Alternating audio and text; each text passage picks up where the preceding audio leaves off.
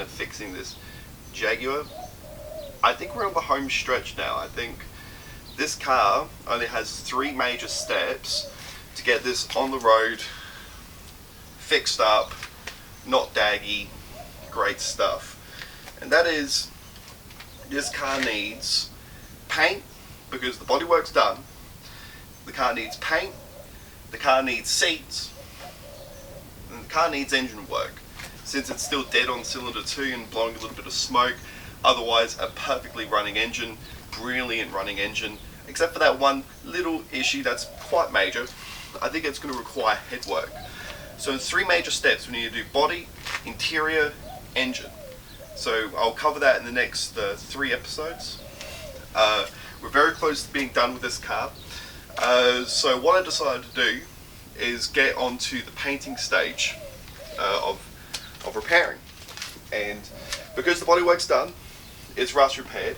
It's not straight, but it's not crap anymore. It's not rusty. It's actually pretty good.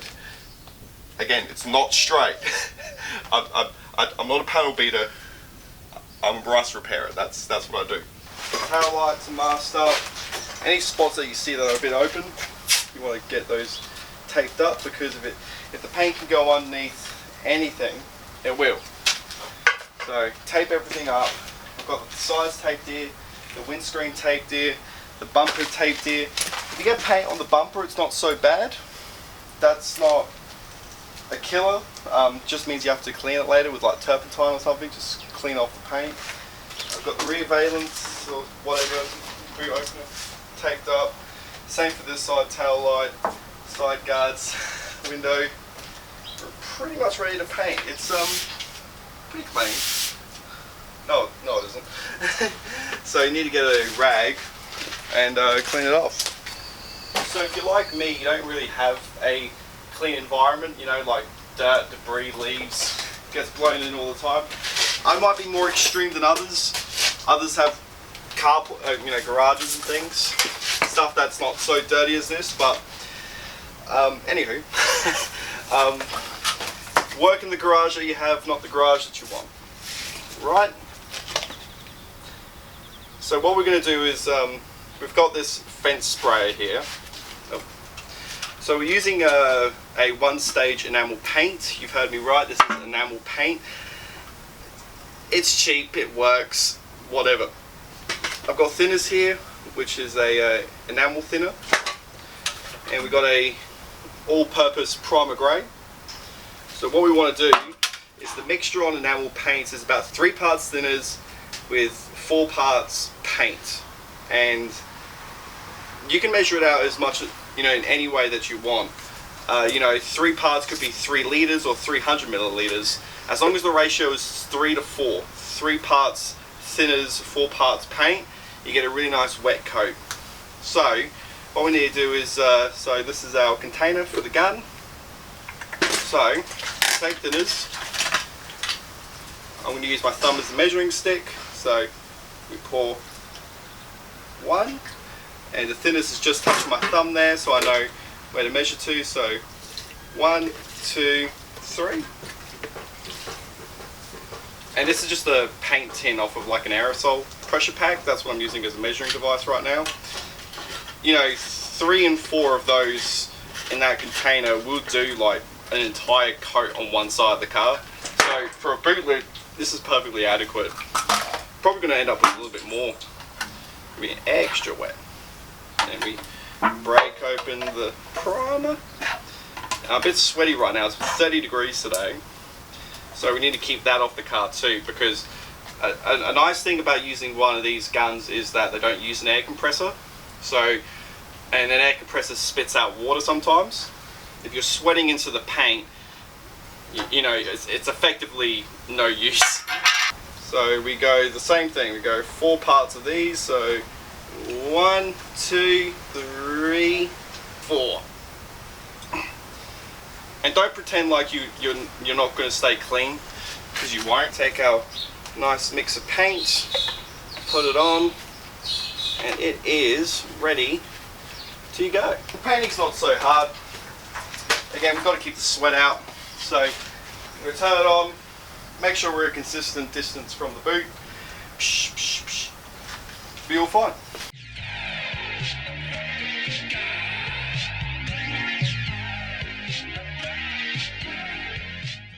Here's a tip from the pros. When you're cleaning out your gun, you use the same thinning material as you did to thin out the paint. You run that through the gun, all the needles are going to be fine. You really don't want to clog up this gun. It will affect the results, piss you off, make you very angry. And what you can do, but the pro tip, right, you know, that's not the pro tip. If you've got paint on your hands, while you're running thinners through this, you can actually spray your hands and clean your hands. So, okay, clean hands and dirty concrete, but clean hands. They can go back to rolling cigarettes without contaminating the paper. Isn't that just lovely? I like that. The primer's come up really good. A little bit dry, a touch dry, but it's all good. It goes on really wet, so I think, you know, primer's not supposed to be shiny anyway. So I've mixed up the paint and the gun. We've used the same mixture. 3 parts thinners with 4 parts of paint. And as a big reveal onto what paint I am actually using, agricultural black enamel single stage paint. Just color it and you're done. Real easy to spray, real easy to sand, really easy to screw up, but it's yeah, that's what we're using. We're using tractor paint. Tractor paint, wall paint, fence paint, whatever paint. It's an oil based paint, so it should be a good rust inhibitor. So, and it's cheap, it's very cheap. So let's get started. Just like before, spray on some paint.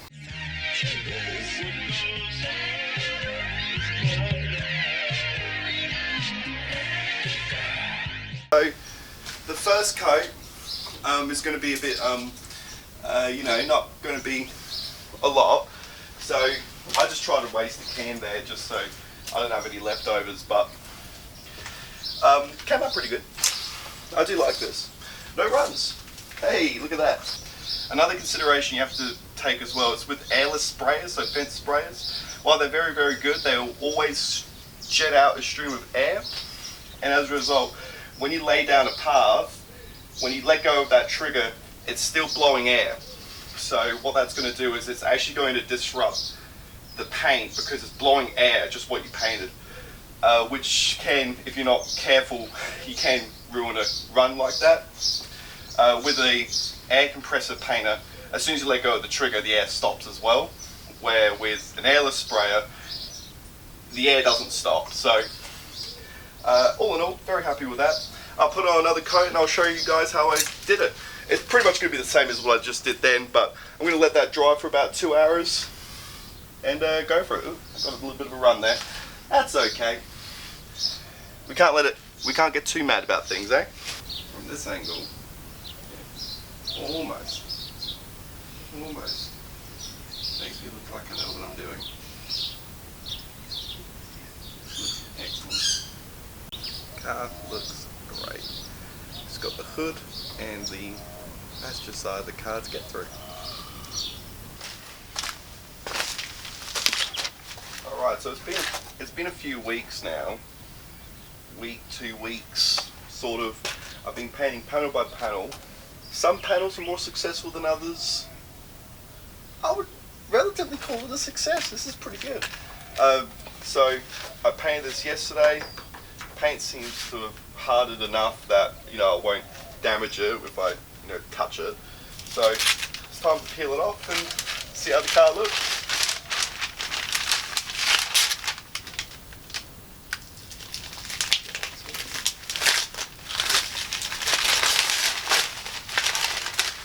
It's like unwrapping Christmas presents, you know. You can check for overspray while we're doing this. chuck all this into the recycling. An effect of using such an industrial paint is it's really bloody thick.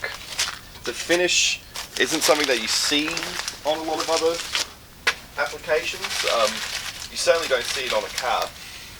And into the recycling. And as a result, I don't know, it gives it a very unique appearance. I think it suits the car very well. I wouldn't put this onto a new car. A new car, you know, probably doesn't have that same look, you know. This is a 60s car, it's a British car. I think it can get away with this sort of industrial appearance a lot better than a newer car with this sort of paint job. So, discretion, you've got to use discretion when deciding if this is the paint choice for you. But for a vintage car, you know, it's an option, you know. With these sorts of paint jobs, you can't expect perfection. However, you can make it pretty damn good. Or, you know, just clean it up. Just clean it up a whole bunch. I didn't want that grinder look. I thought that look was quite ugly. Especially with the work I'm doing to this car, I want it to look nice. I want people to look at this car and go, you know, even at first, just the first glance, just be like, oh, that's a really nice car, you know. People aren't embarrassed by it or, you know, look past it. Yeah, you can see we've got some overspray on the bumper here. The great thing about this paint too is that it's an enamel paint, which is a oil-based paint. Part of the reason why I chose it was for the reason that it's, well, oil. And oil is a rust inhibitor, as we might all know. And so it's therefore really good at, well, inhibiting rust. So I think with a paint job like this, it's a lot more flexible to put on. It has a long-term benefit to it. Whether or not it's durable and hold up as time goes on, I'm not actually quite sure what the longevity of this is. I've seen white cars painted in enamel, sort of like that roller enamel sort of style, but those are white cars, and so they don't fade as aggressively. So a black car, if anything, is going to have the worst fading. So if anything happens, you know, you'll be the first to know. How do you like it? I absolutely love this new black paint job. Look, it's not perfect. It's far, far, far, far from perfect. I see primer overspray here, primer overspray over there, runs on this door. Panels are a bit mismatched. This one's a bit duller than this, and then this is a different gloss shade to that overhang, that quarter. But as a whole, I mean, it is a far cry from what it used to be. Like, what it used to be was just dusty and horrible. But then you look at this front end now with this new paint job, and the chrome just contrasts so much better with this new black paint job. Just wait until the grill's in, the center stripe's on, and of course the leaper is on the hood. It's going to look absolutely marvelous. We got one or two more things to do with this car to make it roadworthy. We need seats. I need to finish off the interior by actually trimming those seats, so that'll be for next time. And then we need to take the head off to find out why we have a 0 PSI issue with the cylinder head. But do subscribe, keep watching.